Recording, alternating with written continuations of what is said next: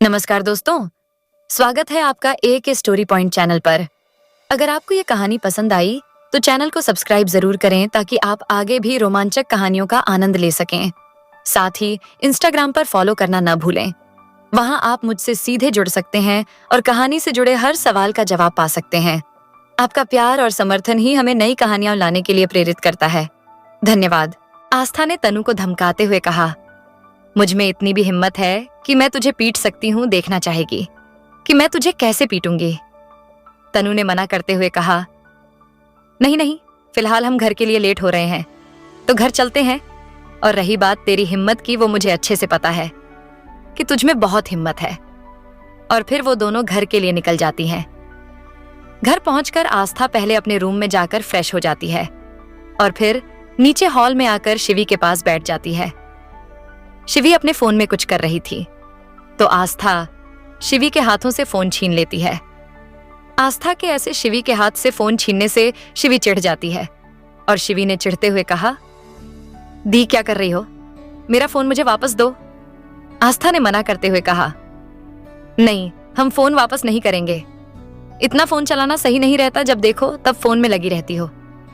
शिवी ने आस्था से कहा, अच्छा एक बात बताइए, अगर मैं फोन नहीं चलाऊं तो पूरे दिन क्या करूं?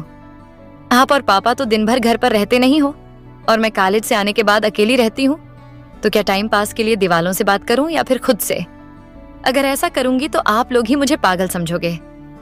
आस्था ने प्यार से शिवी से कहा, ओ तो मेरी प्यारी बहना घर पर अकेले बोर हो जाती है और प्यार से उसके गाल खींचने लगती है। तभी वहां मनोज जी आ जाते हैं और आस्था को देखकर पूछते हैं, आ गई आप? और कैसा गया आपका आज का दिन? मनोज जी के ऐसे पूछने पर आस्था को अर्जुन की बातें याद आ जाती हैं। आस्था ने एक नकली मुस्कान अपने चेहरे पर लाते हुए कहा, अच्छा गया था पापा। और वो लोग इसी तरह एक दूसरे से बातें करने लगते हैं। दूसरी तरफ अर्जुन के घर पर अर्जुन सोफे पर बैठकर अपने लैपटॉप में कुछ कर रहा था और अमन उसके बगल में बैठा हुआ था। तभी एक सर्वेंट अर्जुन और अमन के लिए कॉफी लेकर आता है तो अमन उससे कॉफी लेकर अर्जुन को दे देता है और दूसरा कप खुद ले लेता है। जब अर्जुन कॉफी का एक शिप लेता है तो अर्जुन ने गुस्से से चिल्लाते हुए कहा, ये क्या है आस्था? अब तुम कॉफी बनाना भी भूल गई या फिर गॉसिप के अलावा तुम्हारा और कहीं मन ही नहीं लगता? और जब वो गुस्से में उस तरफ देखता है तो वहां खड़ा सर्वेंट डर से कांप रहा था। उसको देखकर अर्जुन को रियलाइज होता है कि ये कॉफी आस्था ने नहीं बनाई और उसने सर्वेंट को फालतू में ही डांट दिया। सर्वेंट को ऐसे डर से कांपते देख अमन उसे वहां से जाने के लिए बोल देता है और फिर अर्जुन से बोलता है। अमन ने अर्जुन से थोड़े गुस्से में कहा, क्यों चिल्ला रहे थे तुम उस पर? और हाँ, वो जैसी कॉफी हमेशा बनाता था उसने वैसी ही कॉफी बनाई है और तूने उसे आस्था कहकर क्यों बुलाया? उसका नाम रमेश है, आस्था नहीं समझा। अर्जुन ने बिना अमन की तरफ देखे कहा, पता है मुझे उसका नाम रमेश है, शायद गलती से मुंह से आस्था निकल गया होगा। इसमें कौन सी बड़ी बात है? गलती तो इंसान से ही होती है और मैं भी एक इंसान ही हूं।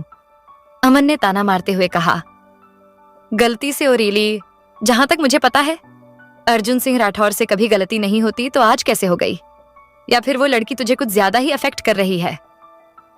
अर्जुन ने गुस्से में कहा, शट अप अमन, ऐसा कुछ नहीं है और तुम ये अपने फालतू के थॉट्स अपने पास रखो, समझे? अमन ने अर्जुन से सीरियस होते हुए कहा, ऐसा कुछ नहीं है तो ये बता क्यों तुझे उसकी हर छोटी बड़ी बात अफेक्ट करती है?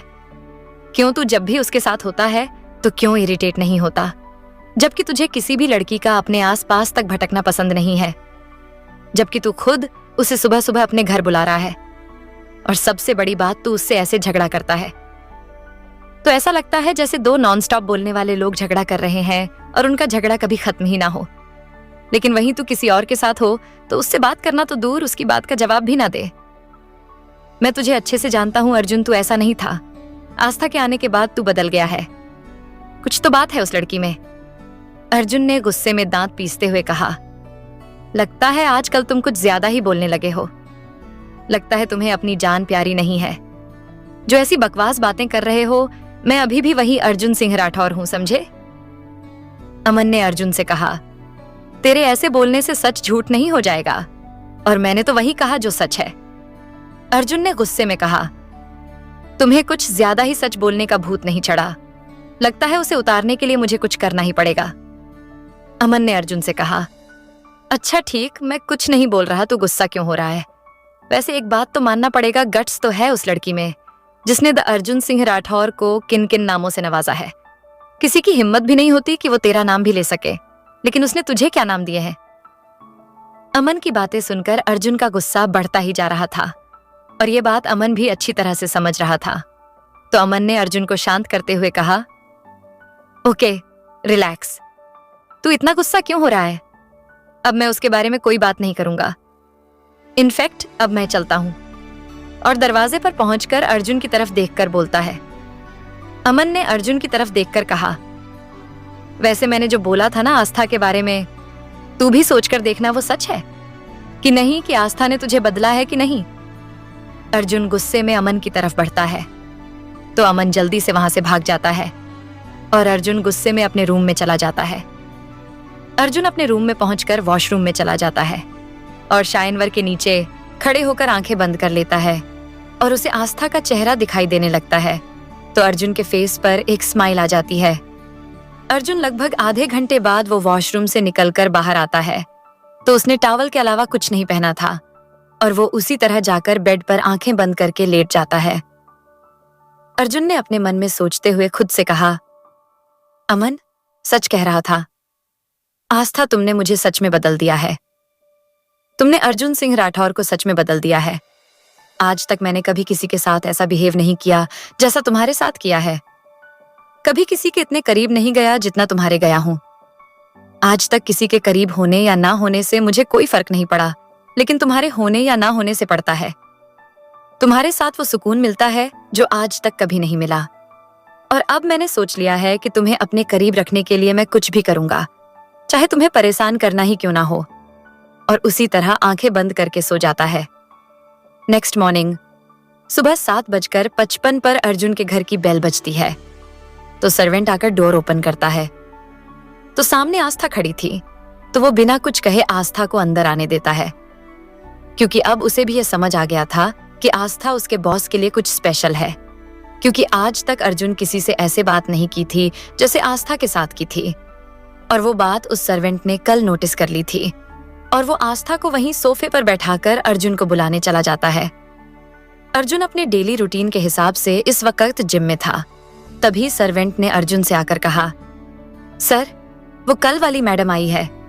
जब अर्जुन ने ये सुना कि आस्था आई है तो उसके फेस पर अपने आप ही स्माइल आ जाती है और वो वहां से सीधा आस्था के पास चला जाता है। जब वो आस्था के पास पहुंचता है तो उसने कल की तरह ही अपनी अपर बॉडी पर कुछ नहीं पहना था और वो वैसे ही आस्था के सामने जाकर खड़ा हो जाता है। जब आस्था अर्जुन को अपने सामने ऐसे खड़ा देखती है तो अपना फेस दूसरी तरफ कर लेती है। आस्था ने अपने मन में सोचते हुए कहा, पता नहीं इनकी प्रॉब्लम क्या है। क्या ये अपने घर में हमेशा ऐसे ही बिना कपड़ों के घूमते रहते हैं या फिर मुझे परेशान करने के लिए ये सब करते हैं? आस्था ये सब सोच रही थी। तभी अर्जुन उस सर्वेंट को वहां से जाने का इशारा कर देता है और वो सर्वेंट वहां से चला जाता है तो वो आस्था की तरफ अपने कदम बढ़ा देता है और उसके पीछे काफी करीब जाकर खड़ा हो जाता है। अब आस्था को अर्जुन की सांसें अपनी गर्दन पर महसूस हो रही थी। अर्जुन को अपने इतने करीब महसूस करके आस्था की आंखें अपने आप बंद हो जाती हैं और उसकी दिल की धड़कन काफी तेज हो जाती है और वो अपनी आंखें बंद कर लेती है। वहीं अर्जुन ने आस्था के कान के पास जाकर धीरे से कहा, गुड मॉर्निंग आस्था। जब अर्जुन ने आस्था से ऐसा कहा तब उसके होंठ आस्था के कान से टच हो रहे थे, जिस वजह से आस्था के रोंगटे खड़े हो जाते हैं और उसकी दिल की धड़कन किसी बुलेट ट्रेन की तरह दौड़ने लगती है। ये देखकर अर्जुन के फेस पर एक स्माइल आ जाती है और फिर वो आस्था से दूर हो जाता है।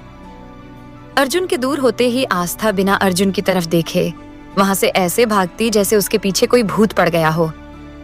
आस्था को इस तरह वहां भागता देख अर्जुन ने मुस्कुराते हुए खुद से कहा, ऐसे कब तक भागोगी? आस्था घूम फिरकर तुम्हें मेरे पास ही आना है। दूसरी तरफ जब आस्था किचन में पहुंचती है तो उसने खुद को नॉर्मल करते हुए कहा, ये तुझे क्या हो गया था? आस्था कैसे बिहेव कर रही थी? अगर तू और उस खड़ूस के साथ रही तो धीरे धीरे पागल हो जाएगी। इससे अच्छा है तू उनसे जितना हो सके उतना दूर रह, यही तेरे लिए सही है। फिर वो ब्रेकफास्ट बनाने में लग जाती है। कुछ देर बाद अर्जुन डिनिंग टेबल पर बैठकर ब्रेकफास्ट कर रहा था और आस्था उसके बगल में बैठी थी। तभी अर्जुन का फोन रिंग करता है। फोन पर अमन का नाम फ्लैश हो रहा था, तो अर्जुन ने फोन उठाकर कहा, हाँ अमन बोलो। अमन ने अर्जुन को याद दिलाते हुए कहा, तुझे ये बताने के लिए फोन किया था कि अनु की फ्लाइट 1 घंटे में लैंड होने वाली है, तो हमें उसे एयरपोर्ट लेने जाना पड़ेगा। तू चल रहा है या नहीं? अर्जुन ने अमन से पूछा। पर वो तो कुछ दिनों बाद आने वाली थी, तो आज कैसे आ रही है? अमन ने अर्जुन को बताते हुए कहा, हाँ वो कुछ दिनों बाद ही आने वाली थी, पर पता नहीं क्यों अचानक उसका प्लान चेंज हो गया और वो आज ही आ गई। अच्छा तू रेडी हो जा, मैं अभी 15 मिनट में पहुंच रहा हूं, फिर साथ में एयरपोर्ट के लिए निकलेंगे। अर्जुन ने अमन से कहा, ओके मैं रेडी हूं, तू आ जा। जब आस्था को यह पता चला कि अर्जुन कहीं जा रहा है, तो वो ये सोचकर खुश हो रही थी कि अर्जुन के जाने के बाद वो भी आराम से अपने घर जा सकती है। मगर उसको कहां पता था कि अर्जुन उसकी ये खुशी ज्यादा देर नहीं टिकने देगा। अर्जुन ने आस्था से कहा, मैं बाहर जा रहा हूं और जब तक मैं वापस नहीं आ जाता तब तक तुम कहीं नहीं जाओगी। आस्था ने अर्जुन से कहा, लेकिन सर मैं यहां क्या करूंगी? अर्जुन ने आस्था से कहा, तुमने अभी ब्रेकफास्ट बनाया है, तो अब लंच बनाना ओके, और जब तक मैं ना आ जाऊं तब तुम नहीं जा सकती। आस्था ने कहा, लेकिन सर। इससे आगे आस्था और कुछ बोल पाती, तब तक अर्जुन उसकी बात बीच में ही काटते हुए बोलता है। अर्जुन ने ऑर्डर देते हुए कहा, इट्स माई ऑर्डर और मुझे कोई बहाने नहीं सुनने, और अगर तुम फिर भी गई तो मुझसे बुरा कोई नहीं होगा। और वैसे भी तुम्हारी नजरों में तो मैं खड़ूस ही हूं, और ये खड़ूस तुम्हारे साथ कुछ भी कर सकता है। ये सुनकर आस्था का मुंह लटक जाता है। तभी वहां अमन आ जाता है। अमन आस्था को देखकर एक स्माइल पास करता है और फिर अमन ने अर्जुन को देखते हुए कहा, चलें वरना लेट हो जाएंगे, और अगर लेट हो गए तो तू जनता ही है क्या होगा। अर्जुन ने कहा, ओके चल।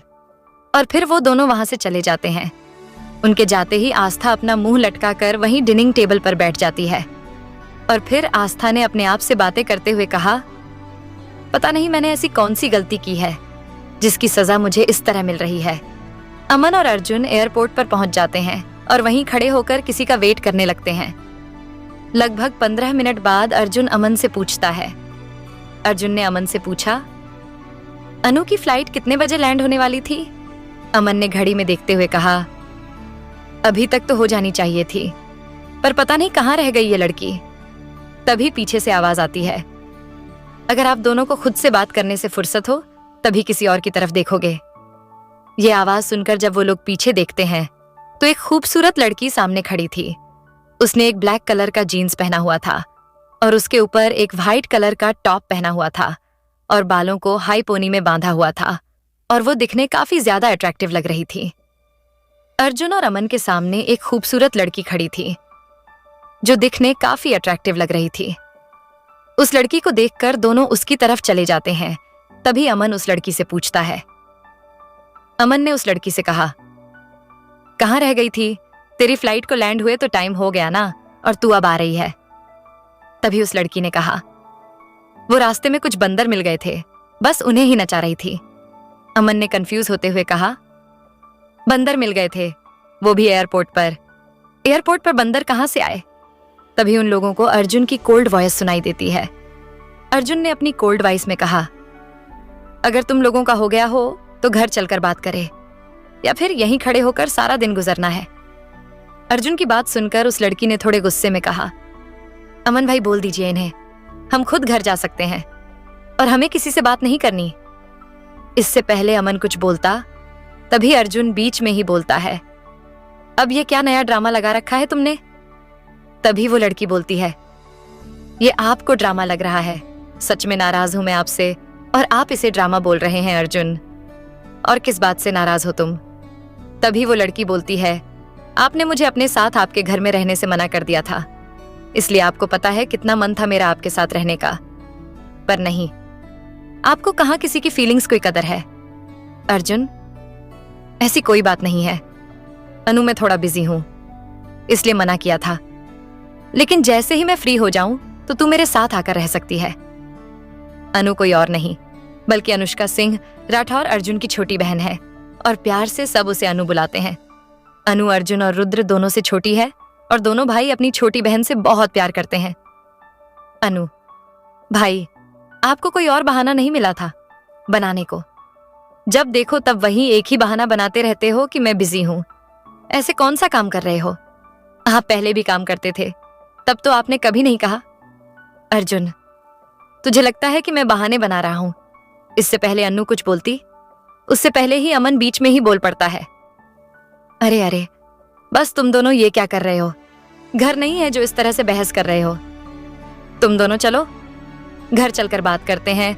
और फिर वो सभी लोग वहां से घर के लिए निकल जाते हैं। जब वो लोग कार की तरफ जा रहे थे तब अर्जुन आगे चल रहा था। अमन और अनु उसके पीछे चल रहे थे। तभी अनु अमन से पूछती है, अच्छा अमन भाई, एक बात बताइए, ये आस्था दिखने में कैसी है? अनु के मुंह से आस्था का नाम सुनकर अमन हैरान रह जाता है और हैरानी के साथ पूछता है, तुझे कैसे पता चला आस्था के बारे में? अनु ने हंसते हुए कहा, ओहो भाई, अब मैं यहाँ नहीं रहती तो इसका मतलब ये थोड़ी ना है कि मैं यहाँ के बारे में कोई अपडेट ही ना रखूं। मुझे सब पता है कि यहाँ क्या चल रहा है और भाई कहाँ बिजी है। अमन ने अनु से कहा, तुझे ये सब किसने बताया? अनु ने खुश होते हुए कहा, रुद्र भाई के अलावा और कौन बताएगा? अच्छा ये सब छोड़ो, पहले आप मुझे आस्था के बारे में बताइए और ये भी बताइए कि भाई का उनके साथ कैसा बिहेवियर है। I mean, बाकी लड़कियों के साथ जैसा बिहेव करते हैं वैसा ही उनके साथ भी करते हैं क्या? अमन ने अनु को सब बताते हुए कहा, नहीं, वो बाकी लड़कियों के साथ जैसा बिहेव करता है वैसा तो बिल्कुल नहीं करता, बल्कि जो अर्जुन आस्था के साथ होता है उस अर्जुन को मैंने आज तक नहीं देखा। वो दोनों एक दूसरे से ऐसे झगड़ते हैं जैसे 2-5 साल के बच्चे एक दूसरे से झगड़ते हैं। अनु ने एक्साइटेड होते हुए कहा, वाओ, मतलब अब तो आस्था से मिलना ही पड़ेगा। जिन्होंने मेरे भाई को इतना बदल दिया उनसे तो मिलना बनता है। अब तो एक बार उनसे मिलकर ही रहूंगी, चाहे जो हो जाए। अमन ने अनु से हाथ जोड़ते हुए कहा, ओके, मेरी माँ मिल लेना, अब चल यहाँ से, वरना अगर तेरे भाई को पता चल गया कि हम क्या खिचड़ी पका रहे हैं तो वो हमें जिंदा ही दफना देगा। और वो दोनों जल्दी जल्दी वहां से अर्जुन की गाड़ी की तरफ चले जाते हैं और फिर गाड़ी में बैठकर वहां से निकल जाते हैं। तभी अनु ने अर्जुन से कहा, अच्छा भाई, एक बात बताइए, आप ऐसे किस काम में इतना बिजी हो कि मेरे लिए जरा सा भी टाइम नहीं है आपके पास? अर्जुन ने अनु से कहा, अनु, तुम्हें मेरे काम में इतना इंटरेस्ट कब से आ गया जो तू बार बार उसके बारे में पूछे जा रही है? कहीं तुझे ऑफिस ज्वाइन करने का तो मन नहीं है? अगर ऐसा है तो ऑफिस आ जा, मैं तुझे बता दूंगा। अनु ने मना करते हुए कहा, नहीं नहीं भाई, ऐसा कुछ नहीं है, मैं तो बस ऐसे ही पूछ रही थी। अर्जुन के पूछने पर अनु ने जल्दी से ना में सिर हिलाते हुए कहा, नहीं नहीं भाई, मुझे आपके काम में कोई इंटरेस्ट नहीं है, मैं तो बस ऐसे ही पूछ रही थी। अगर आपको नहीं बताना तो मत बताइए। अर्जुन ने अनु की तरफ देखकर कहा, पता था मुझे तुम यही बोलेगी। और कुछ देर बाद उन लोगों की कार एक बड़े से आलीशान घर सामने आकर रुकती है और वो लोग कार से उतरकर घर के अंदर चले जाते हैं। जब वो लोग अंदर पहुंचते हैं तो देखते हैं कि सब लोग वहीं सोफे पर बैठे हुए थे। तभी अनु चुपके से जाकर दादी की आंखें बंद कर लेती हैं तो दादी अनु के हाथों को छूकर कहती हैं, आ गई तू। अनु ने दादी के सामने खड़े होकर कहा, दादी, हर बार आपको कैसे पता चल जाता है कि मैं ही हूं? कोई और भी तो हो सकता है, जैसे कि अर्जुन भाई या फिर रुद्र भाई। दादी ने अनु को अपने पास बिठाते हुए कहा, हाँ, मानती हूं कि तेरे अलावा रुद्र भी हो सकता है, पर फिर भी मेरा दिल तुम दोनों को पहचान लेता है, क्योंकि हम जिससे प्यार करते हैं उसे उसके छूने और उसकी खुशबू से पहचान लेते हैं। और तूने क्या कहा था? अर्जुन भी हो सकता है तो उसका कोई चांस ही नहीं है। उसके पास तो अपनी दादी से मिलने के लिए टाइम ही नहीं है। अगर उससे मिलना हो तो फोन करके बुलाना पड़ता है, लेकिन फिर भी कोई भरोसा ही नहीं है कि वो आएगी कि नहीं। दादी की बात सुनकर अर्जुन ने कहा, दादी ऐसी कोई बात नहीं, आप ऐसा क्यों बोल रही हो? दादी ने अर्जुन को देखते हुए कहा, और नहीं तो क्या सच ही बोल रही हूं कि तू अपनी दादी से प्यार ही नहीं करता? अगर करता तो अपनी दादी की बात भी मान लेता, अभी तक शादी कर लेता। अर्जुन ने गुस्सा होते हुए कहा, दादी, आप हमेशा घूम फिरकर मेरी शादी पर ही क्यों आ जाती हो? दादी ने अर्जुन से कहा, क्योंकि मुझे भी अपने पर पोते और पोती के साथ खेलना है। और अगर तुमने मेरी बात ना मानकर 1 महीने के अंदर शादी नहीं की तो तुम्हें पता ही है ना क्या बोला था हमने। अनु ने खुश होते हुए कहा, वाओ दादी, आपने तो भाई को अल्टीमेटम दिया है शादी के लिए। दादी ने अनु से कहा, हाँ, अगर मैं ऐसा नहीं करती तो जनाब कभी शादी ही नहीं करते, तो मुझे मजबूरन ये सब करना पड़ा। और अगर इन्होंने अब भी शादी नहीं की तो मुझसे बुरा कोई नहीं होगा। दादी की बात सुनकर वहां बैठे सभी लोग शॉक्ड थे, क्योंकि उन लोगों को लगता था कि अर्जुन कभी शादी ही नहीं करेगा, क्योंकि जिस तरह से वो लड़कियों के साथ बिहेव करता था उस हिसाब से तो उसके घर वालों को यही लगता था कि वो कभी शादी ही नहीं करेगा। तभी किसी आवाज आती है, हे चूहिया, तू आ गई। जब सब लोग उस आवाज की तरफ देखते हैं तो दरवाजे पर रुद्र खड़ा था। रुद्र के इस तरह चूहिया बुलाने पर अनु ने चिढ़ते हुए कहा, मैं चूहिया तो आप बंदर, और फिर मुंह बनाने लगती है। रुद्र अंदर आकर अनु से गले मिलते हुए पूछता है, कैसी है छोटी, काफी दिनों बाद मिल रही है। अनु ने मुस्कुराते हुए कहा, मैं ठीक हूं, आप कैसे हो? रुद्र ने भी मुस्कुराते हुए कहा, एकदम मस्त। तभी अर्जुन ने अपनी रिस्ट वॉच में टाइम देखते हुए कहा, अच्छा अब मैं चलता हूं, मुझे कुछ काम है। तभी अनु ने अर्जुन को रोकते हुए कहा, अरे भाई, ऐसे कैसे आप जा रहे हो?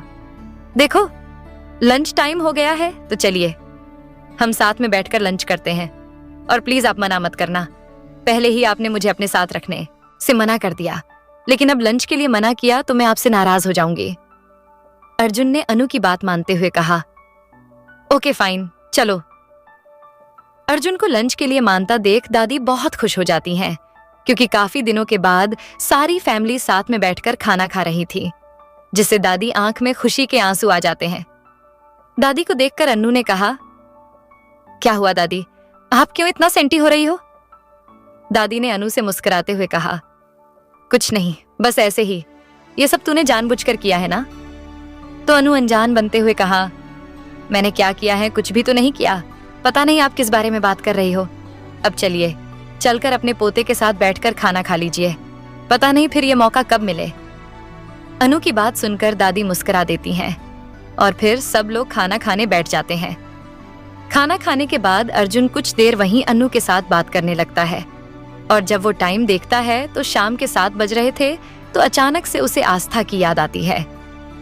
अर्जुन ने जब अपनी रिस्ट वॉच में टाइम देखा शाम के 7 बज रहे थे, तो उसे याद आता है कि आस्था को उसने घर पर रुकने के लिए बोला था, और वो अभी भी वहीं होगी, तो वो जल्दी से वहां से निकल जाता है। इधर आस्था अर्जुन के आने का वेट कर रही थी कि कब अर्जुन आएगा और कब वो अपने घर जाएगी। तभी उसके पास तनु का फोन आता है, तो तनु उससे पूछती है, आस्था तू कहाँ है? आस्था ने तनु से कहा, अभी मैं सर के घर पर ही हूं। तनु ने हैरान होते हुए कहा, क्या तू इस वक्त वहां क्या कर रही है? कितना लेट हो गया है? आस्था, इस वक्त तुझे घर पर होना चाहिए था। आस्था ने तनु को समझाते हुए कहा, पता है, पर मैं क्या करूं सर, कहीं बाहर गए हैं और उन्होंने बोला था कि जब तक वो नहीं आ जाते तब तक मैं घर नहीं जा सकती। तुझे तो पता है, अगर मैंने उनकी बात नहीं मानी तो वो मेरे लिए और कोई नई मुसीबत खड़ी कर देंगे, और मुझे कोई और प्रॉब्लम नहीं चाहिए अपनी लाइफ में। इसलिए मैं घर नहीं गई, और अब जैसे ही सर आते हैं मैं घर के लिए निकल जाऊंगी। तनु ने परेशान होते हुए कहा, तू इतनी रात को अकेली घर जाएगी और अंकल को क्या बोलेगी? आस्था ने तनु को रिलैक्स करते हुए कहा, डोंट वरी यार, मैं चली जाऊंगी, और पापा की टेंशन मत ले, मैंने शिवी को बोल दिया है, मुझे आने में लेट हो जाएगा तो वो पापा को संभाल लेगी। तनु ने आस्था से कहा, ओके चल ठीक है, तू अपना ख्याल रखना और संभाल के घर जाना। तनु से बात करने के बाद आस्था वहीं हॉल में सोफे पर बैठकर अर्जुन के आने का इंतजार करने लगती है, और वहीं बैठे बैठे उसकी आंख लग जाती है और वो वहीं सोफे पर ही सो जाती है। कुछ देर बाद अर्जुन के घर की डोर बेल बजती है, तो एक सर्वेंट जाकर डोर ओपन करता है, तो सामने अर्जुन खड़ा था। अर्जुन घर के अंदर आते हुए आस्था के बारे में पूछता है। तभी उसकी नजर सोफे पर सोई हुई आस्था पर जाती है। आस्था को इस तरह सोते हुए देखकर अर्जुन उसकी तरफ बढ़ जाता है और सर्वेंट को वहां से जाने का इशारा कर देता है, तो सर्वेंट वहां से चला जाता है। अर्जुन आस्था के पास जाकर बैठकर उसको निहारने लगता है। आस्था सोते हुए बहुत मासूम लग रही थी और उसके बलों की लट बार बार उसके चेहरे पर आकर उसे परेशान कर रही थी। तो अर्जुन उसके बलों को उसके कान के पीछे कर देता है और आस्था सोते हुए अपना सिर अर्जुन के कंधे पर टिका देती है। तो अर्जुन धीरे से उठकर आस्था को अपनी गोद में उठा लेता है। अर्जुन ने काफी इजीली आस्था को अपनी गोद में उठा रखा था। उसे आस्था को उठाए हुए ऐसा लग रहा था जैसे उसने किसी फूल को उठा रखा हो। अर्जुन आस्था को ले जाकर अपने रूम में बेड पर लेटा देता है। जब वो आस्था को लिटाकर उठता है तो आस्था ने उसकी कॉलर को अपने दोनों हाथों से पकड़ा हुआ था, जिससे अर्जुन आस्था की ओर करीब आ जाता है। आस्था के इतने करीब होने से अर्जुन को उसे किस करने का मन कर रहा था, लेकिन वो अपने आप को कंट्रोल करते हुए आस्था से अपने को छुड़ाकर वॉशरूम में फ्रेश होने चला जाता है। कुछ देर बाद अर्जुन वहीं पड़े काउच पर बैठकर अपने लैपटॉप में कुछ काम कर रहा था। तभी आस्था की नींद खुलती है और वो अपनी आंखों को मसलते हुए बैठ जाती है। जैसे ही आस्था की नजर सोफे पर बैठे अर्जुन पर जाती है तो वो एकदम से चीख पड़ती है। आस्था की चीख सुनकर अर्जुन उसकी तरफ देखता है तो वो अपनी आंखें बंद किए हुए बस चिल्लाती जा रही थी। तो अर्जुन ने आस्था को चुप कराते हुए कहा, स्टॉप इट आस्था। लेकिन फिर भी चुप नहीं होती तो अर्जुन ने गुस्से में चिल्लाते हुए कहा, I said just stop it. Aastha एकदम से चुप हो जाती है। अर्जुन ने गुस्से में आस्था से कहा, क्यों चिल्ला रही हो इतना? आस्था ने अर्जुन पर भड़कते हुए कहा, वाह, एक तो आप मेरे ही घर में आकर मेरे ही रूम में बैठकर चिल्लाने वाले काम करते हो और ऊपर मुझसे पूछ रहे हो कि मैं क्यों चिल्ला रही हूं। अर्जुन ने आस्था से कहा, ऐसा मैंने कौन सा काम किया है? आस्था ने भड़कते हुए कहा, क्या किया है का क्या मतलब है, ये बताइए। आप इस वक्त मेरे घर पर क्या कर रहे हो? अर्जुन ने आस्था को टोंट मारते हुए कहा, एक बात बताऊं, किचन में काम करते वक्त तुम्हारे सिर पर चोट वोट तो नहीं लग गई थी जो तुम इस तरह पागलों जैसी बातें कर रही हो? आस्था ने भड़कते हुए कहा, क्या मैं आपको पागल नजर आती हूं? अर्जुन ने आस्था से कहा, नहीं, लेकिन तुम जिस तरह से किसी और के घर को अपना घर बता रही हो उसी तरह पागल भी किसी के भी घर में घुसकर उसे अपना घर बताने लगते हैं। आस्था ने हैरान होते कहा, किसी और का घर? फिर वो अपनी नजरें घुमाकर चारों तरफ देखती है। तब उसे रियलाइज होता है कि वो इस वक्त कहाँ है और फिर बेचारा सा मुंह बनाकर अर्जुन की तरफ देखती है। अर्जुन ने टोंट मारते हुए कहा, क्या हुआ, दौरे आना बंद हो गए? आस्था ने फिर से भड़कते हुए कहा, क्या कहा आपने? दौरे? आपको क्या लगता है मुझे दौरे आते हैं? अर्जुन ने फिर से टोंट मारते हुए कहा, जिस तरह की तुम हरकतें करती हो उन्हें देखकर तो यही लगता है कि तुम्हें दौरे पड़ते हैं। आस्था ने तेज आवाज में चिल्लाते हुए कहा, ओह, तो आप मुझे पागल समझते हैं? आपको लगता है कि मैं पागल हूं और हमेशा पागलपन करती रहती हूं। अर्जुन ने आस्था का मजाक उड़ाते हुए कहा, तुम्हें देखकर तो यही लगता है। आस्था ने अर्जुन को टोंट मारते हुए कहा, यू नो व्हाट, मुझे आपको देखकर क्या लगता है कि आपके जैसा इंसान पूरी दुनिया में ही नहीं है जिसे अपने अलावा सब पागल नजर आते हैं। लेकिन ऐसा होता नहीं है। यह सब उन लोगों के साथ होता है जो सच में पागल होते हैं और उन्हें सब पागल नजर आते हैं सिवाय खुद के। अर्जुन ने गुस्से से कहा, how dare you talk to me like this? Aastha ने मासूम बनते हुए कहा, सर, इसमें हिम्मत वाली कौन सी बात है? जो सच है वही तो बोला है। अर्जुन ने आस्था को देखते हुए कहा, ओह, तो तुम्हें लगता है कि मैं पागल हूं? फिर ठीक है, तो ये पागल कुछ भी कर सकता है और तुम इसे रोक भी नहीं पाओगी। ये बोलकर अर्जुन आस्था की तरफ अपने कदम बढ़ा देता है। अर्जुन को अपनी तरफ आता देखकर आस्था पीछे जाने लगती है और वो पीछे जाकर दीवार से टकरा जाती है तो अर्जुन उसके सामने जाकर खड़ा हो जाता है। अर्जुन को अपने सामने देखकर वो बगल से जाने लगती है तो अर्जुन दीवार पर अपना हाथ रख देता है। अर्जुन के ऐसा करने पर आस्था दूसरी तरफ से जाने लगती है, लेकिन अर्जुन उस तरफ भी अपना हाथ रख देता है। आस्था अर्जुन के बाहों के घेरे में खड़ी थी और अर्जुन उसके करीब जा रहा था तो अर्जुन को देखकर आस्था अपनी आंखें बंद कर लेती है, जिसे देखकर अर्जुन थोड़ा मुस्कुराता है और थोड़ा झुककर आस्था के गाल पर बाइट करके उससे दूर हो जाता है। तो आस्था हैरानी के साथ उसे देखकर अपना गाल सहलाने लगती है। अर्जुन के बाइट करने से आस्था का गाल एकदम टमाटर की तरह लाल हो गया था, क्योंकि आस्था की स्किन काफी सेंसिटिव थी, जिससे अर्जुन के काटने के काफी डार्क निशाना बन जाता है। अर्जुन ने आस्था के गाल को देखकर मुस्कुराते हुए कहा, क्या हुआ, ऐसे क्या देख रही हो? तुमने ही तो बोला था ना कि मैं पागल हूं, तो एक पागल कुछ भी कर सकता है, किसी को काट भी सकता है, मार भी सकता है और बहुत कुछ कर सकता है। अर्जुन की इस बात पर आस्था ने चिढ़ते हुए कहा, ओ रियली, तो फिर आपकी जगह यहां नहीं, पागल खाने में होनी चाहिए, क्योंकि ऐसे लोगों को पागल खाने में ही रखा जाता है जो दूसरों को नुकसान पहुंचाते हैं।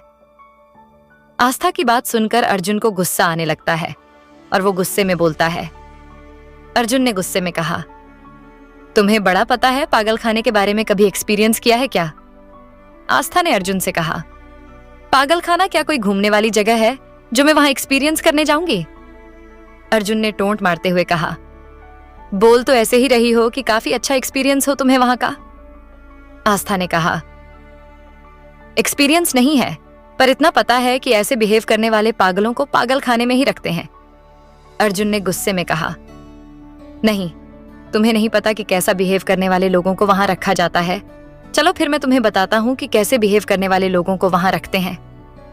ये बोलकर अर्जुन आस्था की तरफ फिर से बढ़ जाता है और आस्था के करीब पहुंच जाता है, जिसे देखकर आस्था थोड़ा घबरा जाती है और वहां से जाने लगती है। तो अर्जुन आस्था का हाथ पकड़कर अपनी तरफ खींच लेता है और आस्था सीधे जाकर अर्जुन की चेस्ट से टकरा जाती है। और फिर अर्जुन ने आस्था के करीब जाकर कहा, क्या हुआ, कहां भाग रही हो? ये तो देखती जाओ कि पागल खाने में रहने वाले पागल कैसा बिहेव करते हैं। आस्था ने खुद को अर्जुन से छुड़ाते हुए कहा, नहीं, मुझे नहीं देखना प्लीज, आप मुझे जाने दीजिए। अर्जुन ने आस्था को काफी टाइटली पकड़े हुए था, जिससे आस्था को काफी दर्द महसूस हो रहा था। अर्जुन ने आस्था से गुस्से में कहा, नहीं, आज मैं तुम्हें बताकर रहूंगा कि किन लोगों को पागल खाने में रखा जाता है। और वो आस्था की तरफ बढ़ने लगता है। तो आस्था ने अर्जुन को धक्का देते हुए कहा, सर, ये आप क्या कर रहे हो? आप सच में पागल हो गए हो, छोड़िए मुझे। अर्जुन ने आस्था को और मजबूती से पकड़ते हुए कहा, नहीं, अब मैं तुम्हें बताता हूं कि पागल खाने वाले पागल क्या क्या कर सकते हैं। और वो झुककर आस्था के होठों पर अपने होंठ रख देता है और उसे किस करने लगता है। अर्जुन की इस हरकत से तो आस्था एक बुत बनकर खड़ी रह गई थी। उसे तो समझ ही नहीं आया कि एकदम से उसके साथ क्या हुआ। जब उसे एहसास होता कि अर्जुन क्या कर रहा है, तो वो अर्जुन को खुद से दूर करने के लिए उसके सीने पर मारने लगती है। आस्था की इस हरकत से अर्जुन को गुस्सा आने लगता है और वो काफी रूडली उसे किस करने लगता है। अर्जुन किस करते वक्त आस्था के होठों को काट भी रहा था। अर्जुन आस्था को किस करते हुए अपना कंट्रोल खो रहा था और फिर वो आस्था की गर्दन से होते हुए उसकी कॉलर बोन पर किस करने लगता है और फिर वहां बाइट कर लेता है। तो आस्था के मुंह से आह निकल जाती है और वो अर्जुन को धक्का दे देती है, जिससे अर्जुन आस्था से दूर हो जाता है। अर्जुन ने आस्था की तरफ देखते हुए कहा, अगर आज के बाद तुमने मुझे पागल कहा तो मैं तुम्हारे साथ क्या करूंगा? ये तो तुम देख ही चुकी हो, तो तुम्हारे लिए अच्छा होगा कि तुम मुझे कभी पागल ना कहो। ये बोलकर अर्जुन वहां से चला जाता है। अर्जुन के वहां से जाते ही आस्था खुद को नॉर्मल करने लगती है। तभी उसका फोन रिंग करने लगता है। जब आस्था अपना फोन देखती है तो शिवी का फोन आ रहा था, तो वो फोन उठा लेती है। आस्था के फोन उठाते ही शिवी पूछती है। शिवी ने आस्था चिंता करते हुए पूछा, दी आप कहाँ हो और कब तक आ रही हो? मैं कब से आपका वेट कर रही हूँ और आपको पता है मैंने पापा को कितनी मुश्किल से संभाला था। आस्था ने शिवी को रिलैक्स करते हुए कहा, रिलैक्स शिवी, तू इतना टेंशन क्यों ले रही है? मैं अभी घर आ रही हूँ, तू चिंता मत कर। शिवी ने कहा, ओके दी, आप जल्दी आइए और प्लीज संभल कर आना। आस्था ने कहा, हाँ चल ठीक है। शिवी से बात करने के बाद आस्था ने अपने आप से कहा, चल आस्था यहाँ से, अगर यहाँ कुछ देर और रुकी तो पता नहीं आगे तेरे साथ क्या हो। इससे तो अच्छा यहाँ से निकलने में ही भलाई है। और फिर वो रूम से बाहर आ जाती है। जब आस्था हॉल से होकर बाहर की तरफ जा रही थी तो पीछे से अर्जुन ने उसे रोकते हुए कहा, एक मिनट। अर्जुन की आवाज सुनकर आस्था वहीं रुक जाती है और आंखें बंद करके अपने आप से कहती है, पता नहीं अब क्या करने वाले हैं ये जो मुझे रोक रहे हैं। तभी अर्जुन आस्था के पास आकर पूछता है, कहाँ जा रही हो? आस्था ने कहा, सर मैं घर जा रही हूं और कहाँ जाऊंगी। अर्जुन ने थोड़े सख्त लहजे में कहा, इस वक्त अकेले जाओगी? आस्था ने कहा, अकेली आई हूं तो अकेली ही जाऊंगी।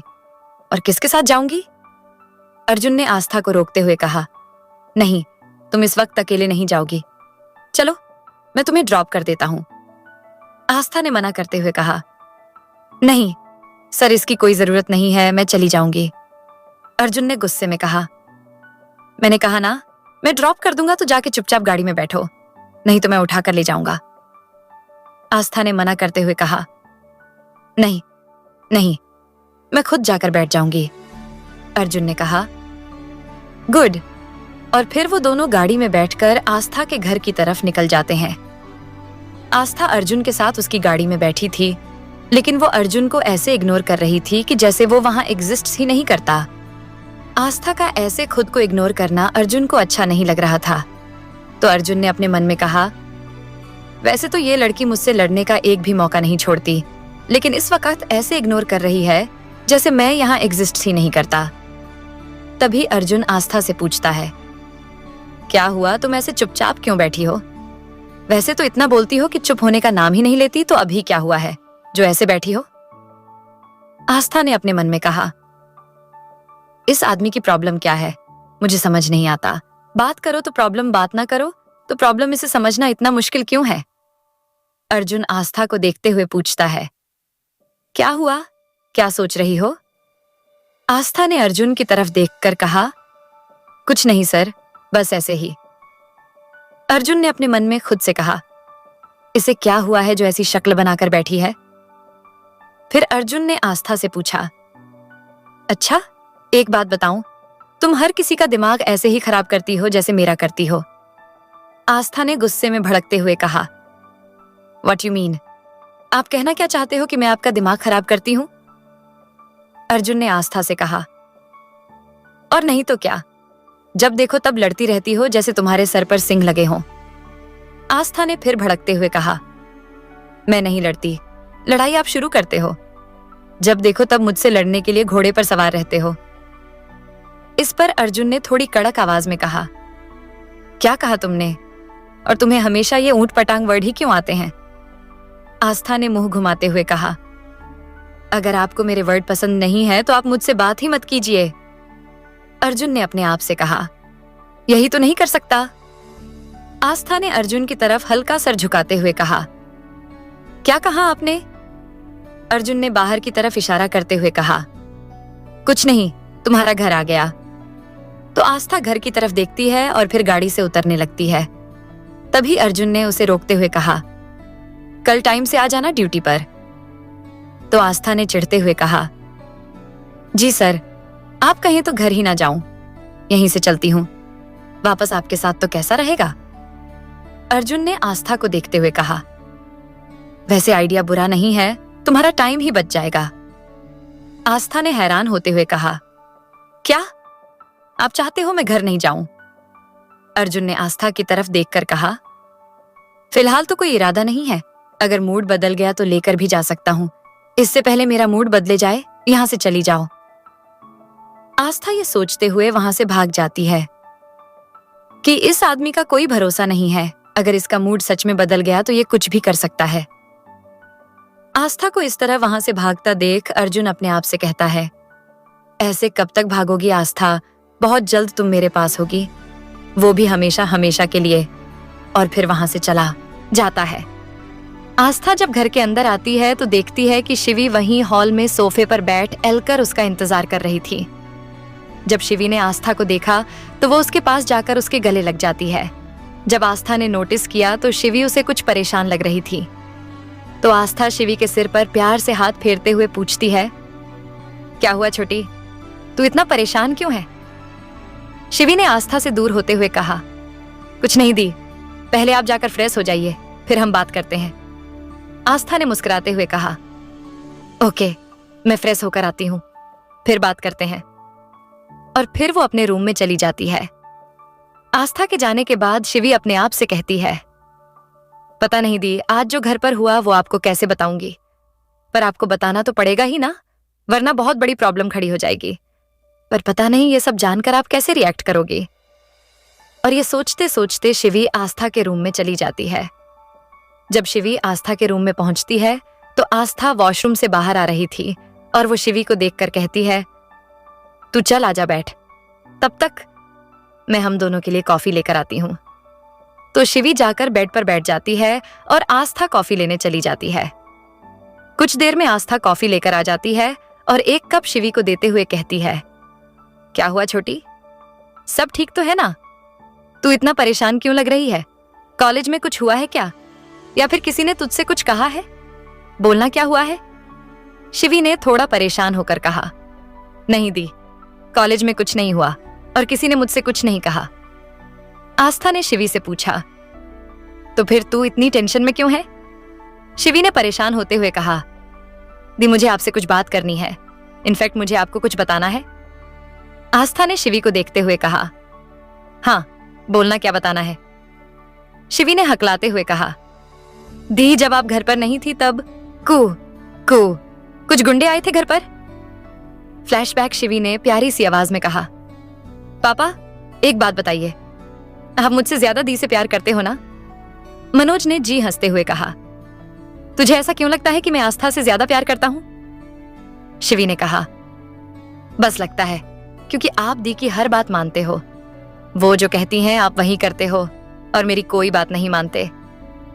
मनोज जी ने शिवी को समझाते हुए कहा, ऐसा बिल्कुल नहीं है, मैं तो तुम दोनों से ही प्यार करता हूं, बल्कि कोई भी माँ बाप अपने बच्चों के साथ ऐसा नहीं करते।